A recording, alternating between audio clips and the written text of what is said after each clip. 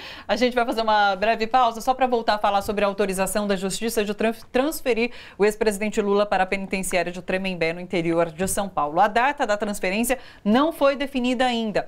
Para a gente entender melhor essa decisão, conversamos agora com Fernando Ideu, professor de Direito Processual Penal. Oi, Fernando, tudo bom?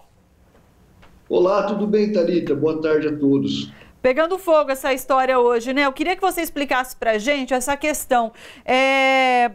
Lula teria direito a uma sala de Estado maior ou cela equivalente e a juíza negou esse direito a ele. É isso que está acontecendo?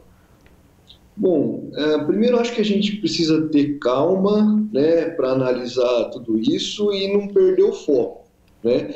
Eu acho que assim, a gente precisa ter calma porque, por enquanto a gente tem aí essa decisão da Justiça Federal do Paraná, que foi aí atendendo a um pedido da Polícia Federal, que é chefiada pelo Sérgio Moro, que pediu por questões operacionais, burocráticas e até questões políticas, né? Acho que tem muito a ver com a vigília da Lula Livre, que está lá em Curitiba. Não deu nenhum argumento jurídico, mas mencionou aí questões de... juntou matéria de jornal, enfim, falou que não dava para ficar lá, né? Diante disso, a Justiça Federal do Paraná falou, tá bom, vai para São Paulo, que ele é de São Paulo, a família está lá, ok. E parece que houve já uma decisão aqui de São Paulo determinando que ele iria para Tremembé, né? Bom, eu acho que o mais importante, o essencial, o fundamental aí é que ele tenha a sua integridade física preservada, né?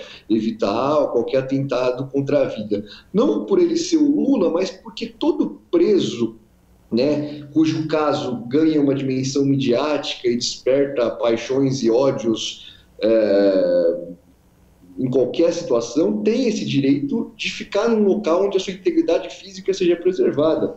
Aí, Tremembé é um presídio conhecido aqui em São Paulo por conta disso, por conta de acolher aí os presos famosos, chamados, né? Muitos dos casos são presos que têm curso superior ou cujos casos tiveram uma dimensão midiática, né, e despertaram um ódio aí que coloca em risco a própria vida desses presos. Por exemplo, Nardoni. É um caso que ficou aí anos martelando na mídia e tal. Não dá para você pegar um cara desse e jogar numa cela comum, no meio dos outros presos. Pode ter vários problemas, inclusive o risco de vida. O raciocínio semelhante no questão do ódio, né, é aplicado ao presidente Lula, né? Não dá para negar que é uma condição especial. Então, acho que o ponto central é manter a vida e a integridade física do presidente. Agora, se é melhor ou pior que Curitiba, eu sinceramente não sei. Eu acho que tem que ser ouvida a defesa dele, tem que ser ouvido o Lula, porque por isso que eu acho que a gente precisa manter o foco. Não se pode transformar isso numa luta por Lula em Curitiba. Percebe? Eu vou ficar pensando... Eu nunca pensei na pessoa física do Lula, não estou querendo saber do conforto dele. Eu acho que a liberdade do Lula é uma questão política, então transcende o indivíduo, né? Como ele mesmo disse, é a prisão de uma ideia, é a prisão de um projeto popular, de soberania popular, de governo popular, né? Essa é a ideia. Então, o conforto do Lula, eu não sei, acho que Curitiba é, inclusive, uma forma de tortura, porque é uma prisão que foi arrumada para ele, especificamente para ele, não existia aquilo, foi uma estrutura construída para ele, onde ele fica isolado.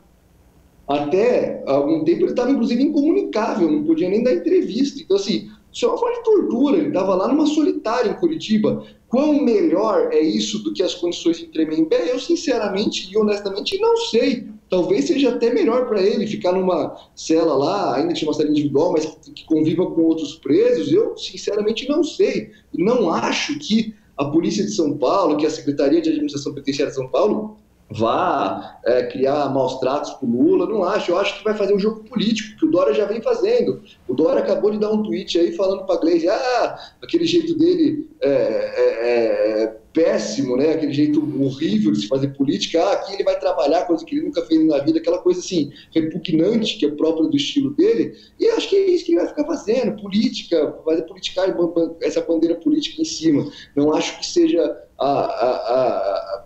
Então, assim, por isso que eu acho que tem que ter primeiro calma, entender como as coisas vão transcorrer. Possivelmente nem vai ocorrer essa transferência, a defesa já foi até o STF, e eu acho que o principal é não perder o foco. Qual que é o foco? esse processo é nulo. O Lula precisa sair da cadeia. Não importa se é da cadeia de Curitiba, se é da cadeia de São Paulo, se é do Rio de Janeiro, não importa. Ele não pode ficar preso. Por quê? O processo dele é nulo. Houve um conluio entre o juiz e a acusação para perseguir com fins ideológicos inimigos políticos. Esse processo é nulo, não é um processo criminal, é uma mera roupagem, é uma fantasia, é uma perseguição política. Mais do que isso, se for-se a ter só a questão jurídica, esse processo também deve levar à liberação do presidente Lula. Em primeiro lugar, porque ele está cumprindo uma pena aí numa execução provisória, né? Uma pena que não tem trânsito em julgado. Isso vai ser revisto cedo ou tarde pelo STF, só não foi ainda por causa do Lula. E isso é uma questão moral, porque leva a centenas de milhares de prisões apenas em função disso. E mais do que isso, ainda que ele fosse ficar preso, ainda que tivesse tudo certo, não tivesse unidade nenhuma, pela decisão do STJ, ele já teria direito de progredir para o regime semiaberto. Né? É só aplicar o Código de Processo Penal, que diz que o tempo que ele ficou preso provisoriamente deve ser subtraído da pena final para computar o regime. Então, o STF baixou para 8 anos e pouco, ele já ficou mais de um ano preso. Se você subtrair, dá menos de 8 anos, então ele tinha que ir para o semiaberto imediatamente. Então, essas são as bandeiras que não podem se perder. Não pode que essa... Claro, a defesa vai fazer o trabalho dela, técnico, jurídico, vai lá, se quer ficar em Curitiba, vai falar, mas o pensamento crítico não pode se ater, quero conforto público em Curitiba. Não, é o Lula solto, é o processo anulado. Não pode se transformar numa luta por hashtag Lula em Curitiba, percebe?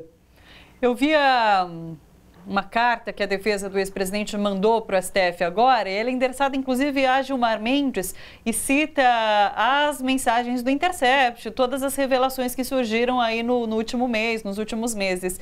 Você acha que de alguma forma essa ação, novas informações podem fazer com que seja acelerado o julgamento do habeas corpus do ex-presidente ali no STF?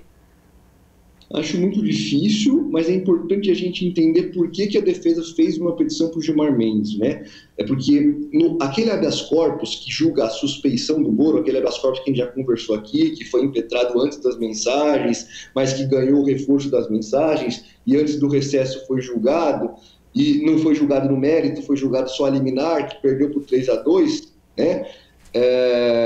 Ainda falta julgar o mérito desse habeas corpus, e está na mão de quem? Por exemplo, o relator é o Fachin, mas no momento está na mão do Gilmar para fazer o voto dele. Por isso que foi endereçada a petição para o Gilmar Mendes, porque o habeas corpus no momento está com ele. Mas eu duvido muito que ele vá tomar alguma medida nesse sentido. Eu acho que a tendência é que ele encaminhe isso para a presidência ou para a turma para apreciar essa questão. Não tenho grandes expectativas, mas é uma possibilidade. Diante do pedido da defesa, é possível que o ministro Gilmar Mendes barre essa transferência, e mais do que isso, é possível que ele restabeleça a liberdade do presidente Lula. E acho que, inclusive, que é o que deveria acontecer, se a Constituição for aplicada, é isso. Né? Se a gente tiver um mínimo de bom senso e quiser restaurar a legalidade diante disso, diante de tudo isso, né, é o mínimo. Eu acho que a gente tem que escolher, né, o que a gente quer. A gente quer, pelo menos, restaurar uma aparência de institucionalidade, ou quer partir para a barbárie total e plena? Né? Tem uma notícia de hoje de manhã, que você leu aí no começo do programa, que vai ficar ofuscada naturalmente por tudo isso, mas é escandalosa. O Dallagnol se valer de um partido político para interferir no STF, um partido político entrar com uma ação contra o Gilmar Mendes, instrumentalizando um desejo do Dallagnol, isso é um escândalo. Né? E se em qualquer lugar do mundo haja um mínimo de vida civilizada, é um verdadeiro escândalo. Isso vai ficar diminuída a repercussão disso por conta dessa decisão, mas a gente não pode esquecer esses detalhes. Essas peças vão se encaixando. A Lava Jato, o Intercept, as mensagens aí já revelou para a gente que a força-tarefa manipulou o poder penal que eles têm aí, o poder de investigação, com propósito ideológico, com propósito de lucrar. Eles queriam montar empresa no nome das esposas para dar palestra, com propósito de perseguir e intimidar desafetos, fizeram com o Toffoli, fizeram com o Gilmar Mendes, com propósito de diminuir agentes públicos, fizeram com a Carmen Lúcia, chamando ela de frouxa, com propósito de perseguir os seus fins ideológicos e políticos. Então, assim, E não tem mais o que ser dito, né? É a própria subversão, isso é a degeneração total da institucionalidade, do direito, para se impor uma preferência ideológica e política. Olha só, você que curte a TVT e quer contribuir com a gente para que a nossa programação chegue cada vez mais longe, se inscreva no nosso canal do YouTube /Rede TVT e torne-se membro. Ou então faça a sua contribuição em nosso Catarse. É só acessar catarse.me/TVT. A gente agradece.